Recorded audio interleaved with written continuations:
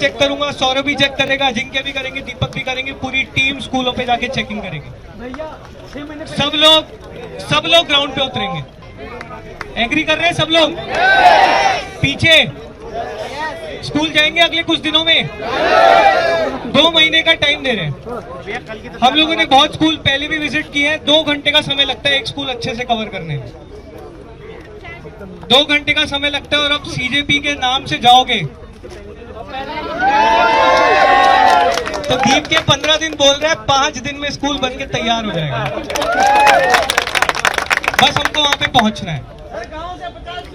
और एक चीज मैं और बोलना चाहता हूं, थोड़ा सा फिर हम लोग संगठन वाली बात भी करेंगे।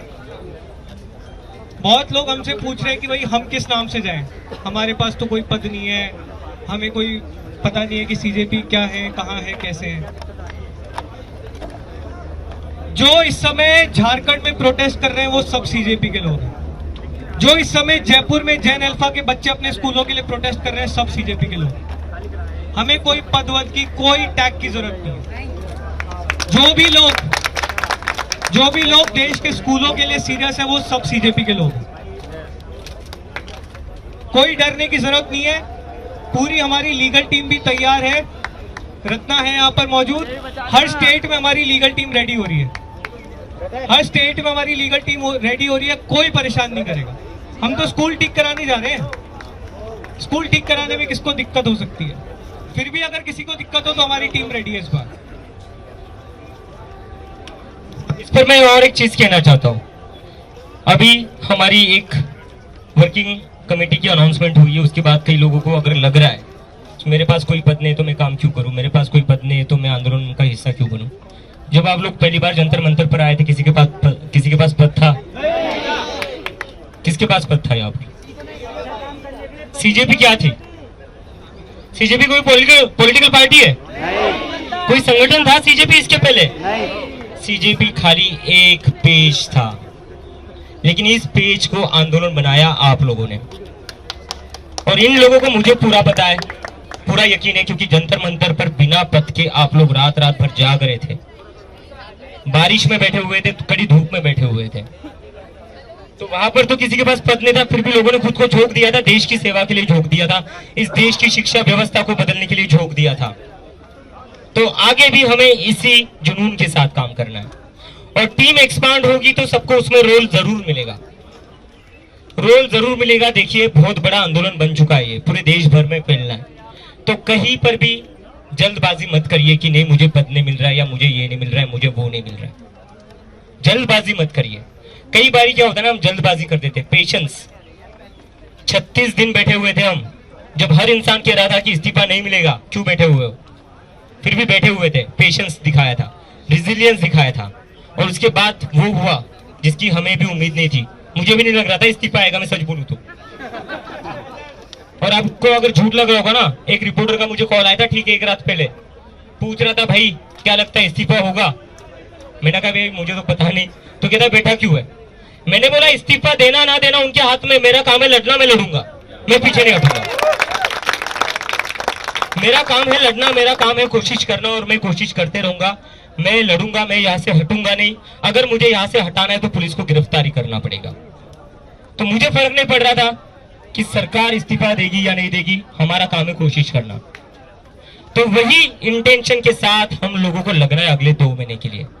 और अगले 2 महीने में अगर हमने 100 सरकारी स्कूल ठीक कर दिए तो आप लोग सही में, मैं कह रहा हूं, देखिए इलेक्शन पास में आ रहे हैं,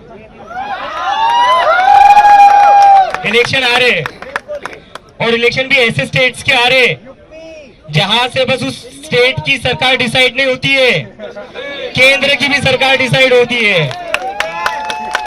तो अगर इन लोगों को, अब मैं किसी पार्टी का नाम नहीं ले रहा यहाँ पर, अगर इन लोगों को हमारे वोट चाहिए तो आओ हमारे गांव में सरकारी स्कूल ठीक करो,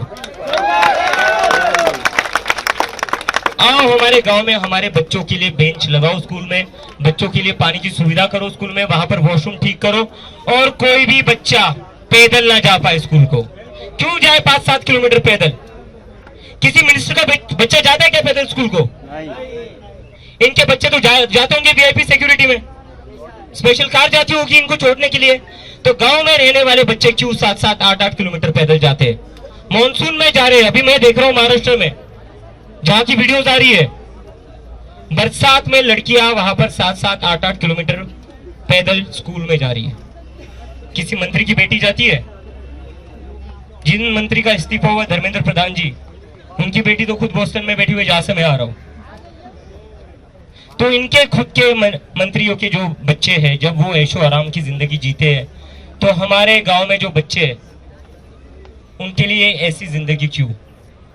सरकार तो उनके ही वोट से बनती है ना। बिल्कुल जी। वोटिंग सबसे ज्यादा कहां होती है? कहां होती है? गांव में सबसे ज्यादा वोटिंग होती है। जो किसान है, जो मजदूर है, वो दिन भर लाइन में खड़ा रहकर वोट डालता है। शहर के लोग तो एक बार के लिए सोच देते हैं, यार धूप बहुत ज्यादा है, मैं इतनी देर लाइन में खड़ा नहीं रह पाऊंगा, मैं वोट नहीं डालूंगा, या मैं ट्रिप के लिए चले जाता हूँ, एक दिन की छुट्टी है। लेकिन जो किसान है, जो मजदूर है, वो दिन भर धूप में खड़ा रहता है और वो वोट डालता है।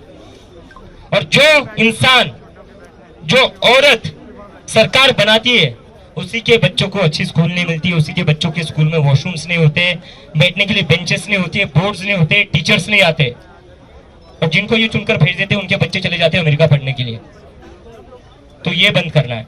तो मैं फिर से एक बार कह रहा हूं, चुनाव आ रहे तो स्कूलों पर काम हम शुरू करेंगे और हम मजबूर करेंगे इन लोगों को स्कूल ठीक करने के लिए। स्कूल ठीक तुम्हें करनी ही पड़ेगी। स्कूल ठीक करो, हमारे कैंपेन का नाम होगा स्कूल ठीक करो। और अगर ये स्कूल ठीक नहीं करेंगे तो चुनाव आ रहे, अगर गांव के लोग सरकार बना सकते दिन भर लाइन में खड़े रहकर, तो उसी लाइन में खड़े रहकर सरकार गिरा भी सकते हैं।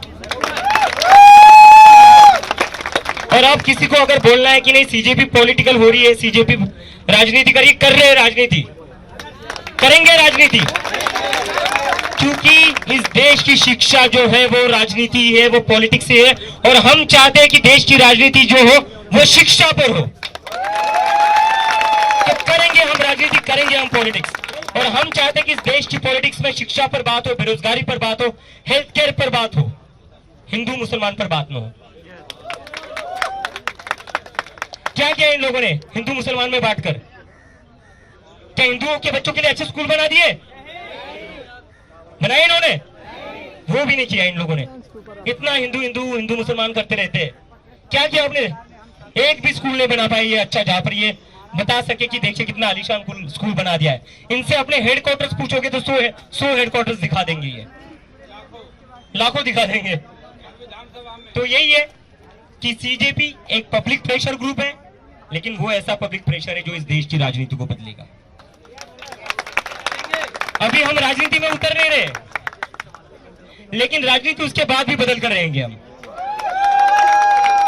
और जो आपने इस देश का सत्यानाश करके रखा है ना हिंदू मुसलमान की पॉलिटिक्स के ऊपर, उसे हम रोक कर रहेंगे, उसे हम खत्म करके रहेंगे। और इस देश में ऐसी राजनीति शुरू करेंगे जिसके बाद किसी भी बच्चे को सिग्नल पर तिरंगा झंडा ना बेचना पड़े 15 अगस्त को। वो बच्चा स्कूल जाएगा 15 अगस्त को, इंडिपेंडेंस डे मनाने के लिए सिग्नल पर खड़ा नहीं रहेगा। हम ऐसा भारत चाहते हैं जहां पर कोई बच्चा सिग्नल पर तिरंगा झंडा ना बेचे, वो तिरंगा झंडा लेकर अपने स्कूल जाए और वहां जाकर वो राष्ट्रगान गाए। ये भारत बनाना है हमें। तो इसके लिए हम सभी लोगों को पूरी ताकत के साथ सेल्फलेसली, जैसे हम जंतर मंतर पर लगे हुए थे वैसे ही लगना है फिर से 2 महीने के लिए। इसके लिए हम एक फॉर्म भी रिलीज करेंगे। उस फॉर्म में हम आपको एक चेकलिस्ट देंगे कि वहां पर देखिए आप कि क्या क्या फैसिलिटीज उस स्कूल में है, क्या क्या नहीं है। आप वो टिक करिए। ईमेल आईडी रिलीज करेंगे, उस ईमेल आईडी पर आप वो सारे फॉर्म सबमिट करना।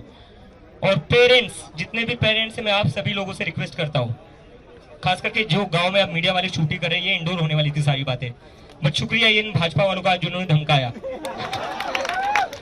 तो जितने भी माता पिता ये वीडियो देख रहे हैं, मैं आप लोगों से रिक्वेस्ट करता हूँ, आपके बच्चों का भविष्य का सवाल है। मुझे पता है गांव में जो माँ बाप रहते हैं उन्हें खुद कभी पढ़ने लिखने का मौका नहीं मिला है, लेकिन आपके बच्चों के साथ वो ना हो जो आपके साथ हुआ है। इसलिए आपका भागीदारी बहुत ज्यादा जरूरी है। आपको आना पड़ेगा आगे। आप जाइए आपके बच्चों के स्कूल में, सरकारी स्कूलों में, और देखिए क्या वहां पानी मिलता है या नहीं आपके बच्चों को, या उसे पानी पीने के लिए भी स्कूल के बीच में से घर पर आना पड़ता है, खाना खाने के लिए घर पर आना पड़ता है। या कोई लड़की है जो 10-12 साल की है, जिसको अगर वॉशरूम जाना पड़ता है तो क्या घर पर आना पड़ता है उसे, ये नहीं होना चाहिए। देखिए अब ये सारी फैसिलिटीज मिलती है या नहीं, बिजली मिलती है या नहीं, स्कूल में बिजली आती है या नहीं, बेंचेस लगते हैं या नहीं, बोर्ड्स अच्छे हैं या नहीं, लगे हुए हैं या नहीं, ये सारी चीज आप देखिए और बस देखिए मत, शूटिंग कर लीजिए इसकी। और ये सारे वीडियो आप इंस्टाग्राम पर डालिए। एक टाइम हुआ करता था जब मीडिया ये सारी चीजें कवर नहीं करती थी, लेकिन मैं पिछले कुछ दिनों से देख रहा हूँ जो बच्चे अपनी वीडियो शूट करके इंस्टाग्राम पर डाल रहे हैं ना, ये सारे बड़े बड़े मीडिया वाले अपने चैनल्स पर चला रहे हैं और बाद में क्या कह रहे हैं, हमारी खबर का इम्पैक्ट। अरे तुम्हारी खबर का इम्पैक्ट है ये? तुम्हारी खबर का इम्पैक्ट होता तो तुम चले जाते ना जमीन पर। उन बच्चों की वीडियो आप इंस्टाग्राम से डाउनलोड करके कह रहे हो हमारी खबर का इम्पैक्ट। तो यही होगा, जब सरकार जनता की आवाज नहीं बनेगी तो जनता अपनी आवाज खुद रखेगी, और उसके लिए वो अब मीडिया की मोहताज नहीं है। उसके लिए उनके पास अपना मोबाइल फोन है, उस मोबाइल फोन पर कैमरा है, वो अपनी बात रखेगी। राजधानी का वीडियो है, मैंने बनाया, आप प्लीज एक बार देखिए, आपको अच्छा लगेगा। ये राजधानी है, कापासीडा बॉर्डर गांव है दिल्ली का। अरे बंद हो गया सर, एक सेकंड बंद, मैं देख लेता हूँ आपके बाद। देखोगे तो आप अभी चर्चा कर लो। कमर कमर तक पानी है बच्चों का, तो जा रहे हैं स्कूल में, कमर कमर तक पानी है बच्चों का। अच्छा एक सेकंड रुकिए, अब हम दो चीजें करेंगे। थोड़ा पहले हम लोगों ने एक अलग तरीके से प्लान किया था, वहां पर अच्छे से बैठ के बात कर पाते।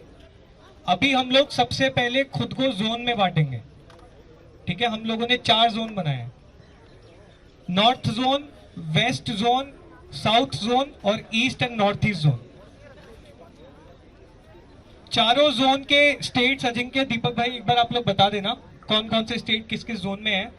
सब लोग बैठ के, जो भी लोग संगठन में इन्वॉल्व होना चाहते हैं आगे जाके, और संगठन की शुरुआत होगी हमारी इस कैंपेन से, तो जो भी लोग इस कैंपेन में काम करेंगे, संगठन में इन्वॉल्व होना चाहते हैं, वो जोन वाइज अपनी टीम बना देंगे। अभी के अभी ये टीम बना लेंगे, स्टेट वाइज ये टीम्स डिवाइड कर दीजिए और सबको रिस्पॉन्सिबिलिटी दे दीजिए। और आप लोग बताओगे आप लोग क्या रिस्पॉन्सिबिलिटी लोगे, हम नहीं बताएंगे कि आपको ये स्टेट संभालना है, आपको ये डिस्ट्रिक्ट संभालना है, आप खुद अपनी रिस्पॉन्सिबिलिटी लो, ठीक है? और फिर जो भी जिम्मेदारी आप लोग लोगे, कुछ दिनों बाद हम लोग फिर से रिव्यू करेंगे। जिन जिन लोगों ने अपना काम अच्छा किया है उनको हम संगठन में डिक्लेयर करते जाएंगे, उनके नाम, और इस तरह से हमारा संगठन अब आगे बनता जाएगा। ठीक है, एग्री कर रहे हैं सब? सही तरीका है ये? हाँ जी बिल्कुल, पक्का ना? बिल्कुल ठीक है। इसके अलावा 3 टीम्स ऐसी है जो थोड़ा सा सेंट्रली काम करेगी। एक हमारी सोशल मीडिया की टीम, एक हमारी लीगल टीम और एक हमारी पॉलिसी टीम। ये 3 टीमें हम लोग पहले सेंट्रली बनाएंगे और फिर धीरे धीरे जैसे जैसे संगठन आगे बढ़ता जाएगा हम हर रीजन वाइज, स्टेट वाइज ये टीम्स बनाएंगे। तो जो भी लोग इन 3 टीमों में काम करना चाहते हैं वो भी अलग हो जाए, लीगल, पॉलिसी और सोशल मीडिया। ठीक है, क्लियर है सबको? अजिंक्य, दीपक भाई आप लोग एक बार जोन वाइज बता दो कौन कौन से स्टेट्स हैं। हाँ, और उसके बाद एक बार है ना, उसके बाद आप लोग प्लान बना के आएंगे और आप लोग अपना प्लान बाकी लोगों को बताएंगे कि हमारी जोन की टीम इस तरह से काम करेगी, और ये रिस्पॉन्सिबिलिटी हम लोगों ने ली है। दूसरी चीज, उसके बाद बहुत सारे लोगों के सवाल हैं, बहुत सारे लोगों के मन में बहुत तरह तरह के सवाल होंगे। हम लोग यही बैठे, ये रीजन वाइज मीटिंग के बाद सब लोग वापस यहाँ पर आके बैठेंगे।